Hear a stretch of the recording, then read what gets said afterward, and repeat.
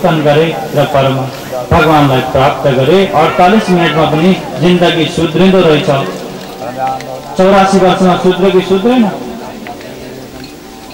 जसको जन्म 48 मिनट आयो थियो तिनले पनि आफ्नो जीवन सुधारे।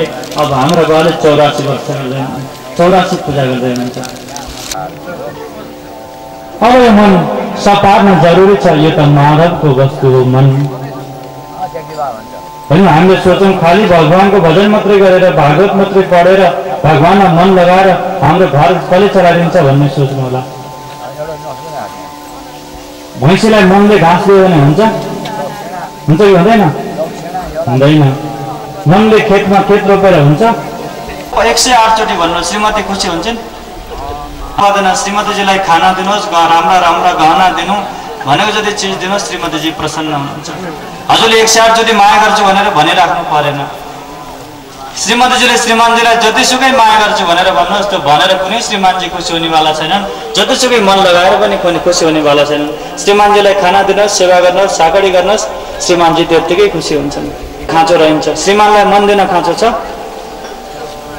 मन दिन खाँचो छैन। श्रीमानलाई धन दिनुहोस्, श्रीमतीलाई धन दिनुहोस्, छोरालाई धन दिनुहोस्, बुहारीलाई धन दिनुहोस्, उनीहरू गदगद बल्ल मलाई माया गर्दा रहेछन् भनेर मान्छन्। सबै साँच्चै खोज्नु होला संसारभरि कोही पनि मनको भोको छैन। सबै धनकै भोकी छन्, भोका छन्, सब रूपका भोका छन्, सब कामका भोका छन्। कोही पनि मनको भोको छैन, रामको भोको छैन। मन चाहिँ भगवानमा लगाउनुहोस्।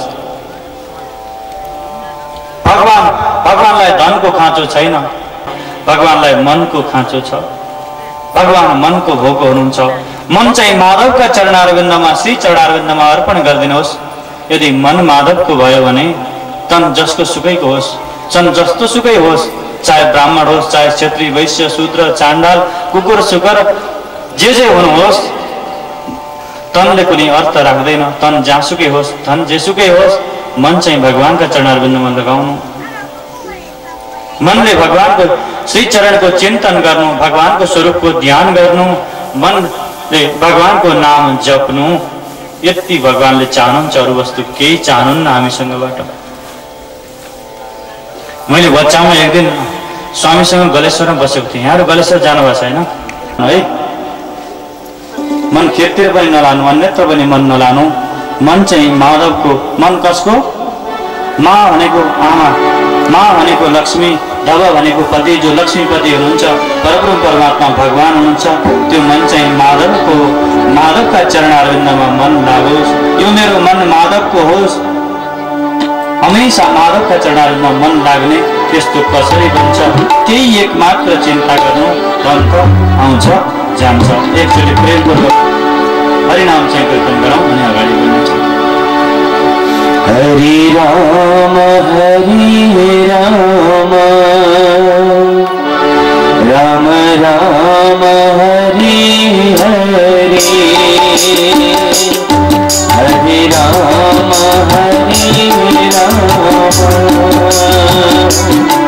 राम राम हरि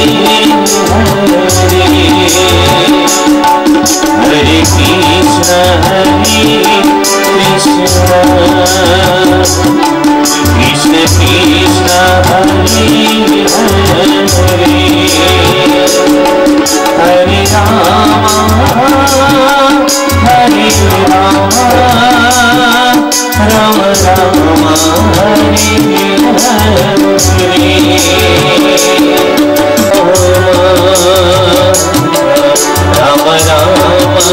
हरि